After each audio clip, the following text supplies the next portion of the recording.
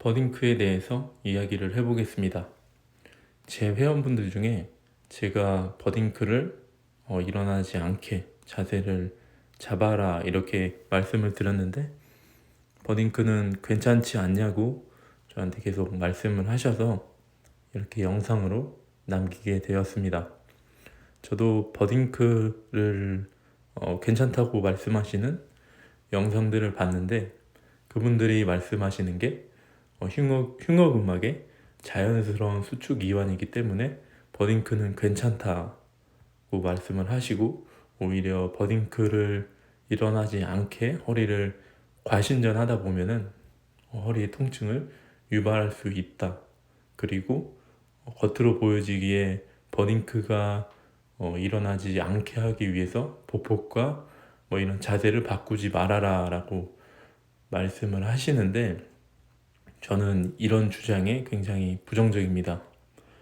저는 허리가 현재 좋지 않은 사람이기도 하지만 건강한 사람도 이 척추의 움직임이 생기는 스쿼트 시에 척추의 움직임이 생기는 버딩크는 평생 운동하는 사람에게는 피해야 할 자세라고 생각을 합니다.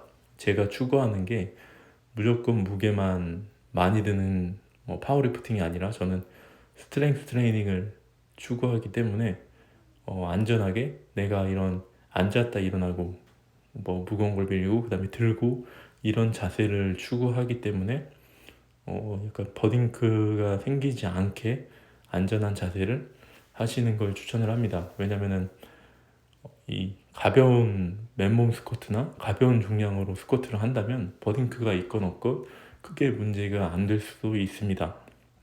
하지만 저희가 하고 있는 스트렝스 트레이닝 더군다나 자기한테 고중량 혹은 절대적인 중량이 올라가게 된다면 그 상태에서 척추의 움직임이 생긴다는 건 결국에는 허리에 이런 안 좋은 영향을 끼치게 된다는 걸 뜻합니다.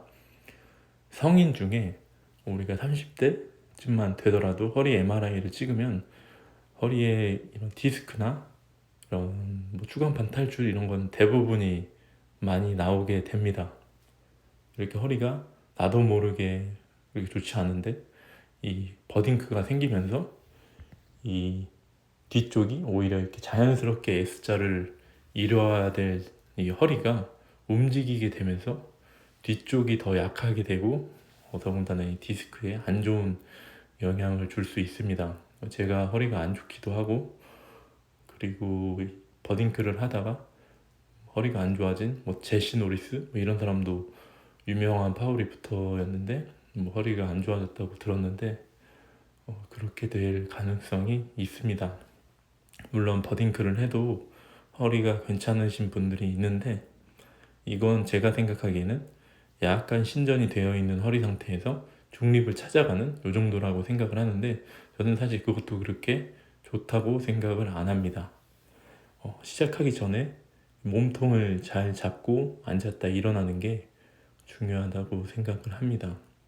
버딩크가 일어나는 게 일어나지 않기 위해서 과신전을 알려주는 게 아니라 자연스럽게 앉았는데 버딩크가 일어나지 않게 몸통을 중립을 잡고 앉았다 일어나는 방법을 알려드리는 게 코치가 해야 될 일인 것 같습니다.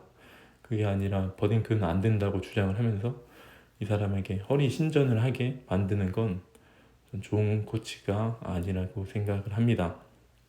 버딩크에 대해서는 논란의 여지가 있지만 적어도 저희가 추구하고 있는 이런 스트렝스 트레이닝에서는 저는 버딩크는 지향해야 될 자세라고 생각을 합니다.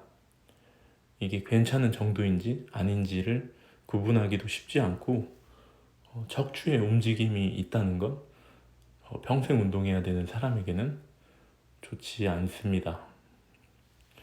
저는 오늘은 제가 벤치프레스랑 루마니안 데드리프트 이렇게 진행을 했는데 전체적인 피로도가 약간은 느껴졌습니다. 그래서 보조 운동은 하지 않았고 그리고 지난주에 제가 굉장히 바빴다고 했는데 이 볼륨도 어느 정도 잘 갖고 가서 피로도가 좀 쌓인 것 같습니다.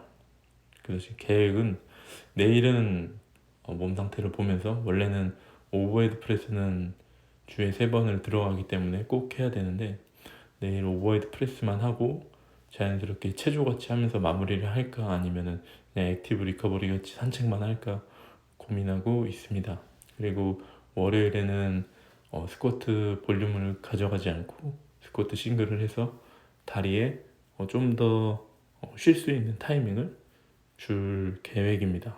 이렇게 여러분들도 몸 상태를 보면서 내 지금 몸에 있는 피로도가 볼륨을 많이 가져가서 피로도가 생겼으면 이런 식으로 볼륨을 좀 덜 가져가서 쉬는 타이밍을 늘려주는 것도 좋은 회복 전략이라고 생각을 합니다.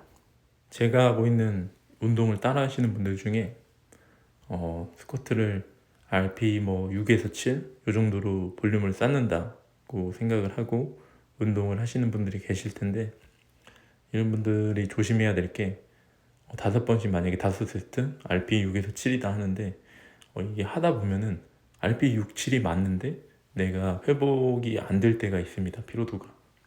그럴 때는 약간 그런 걸 조심해서 볼륨을 쌓아야 됩니다. 단순히 RP 6, 7이 내가 받아들일 수 있는 볼륨이라고 생각하기보다는 내가 회복 가능한 정도인 운동량으로 운동을 하시면 됩니다. 무조건 스쿼트를 자주 많이 할 게 아니라 내가 회복이 가능한 정도까지 하는 걸로 충분합니다. 그 정도만 하더라도 계속 강해질 수 있고 가장 효율적인 운동 범위라고 생각을 합니다. 그 회복 가능한 정도로 해야 더 빠르게 많이 강해질 수 있습니다. 오늘 영상은 여기까지 하겠습니다. 감사합니다.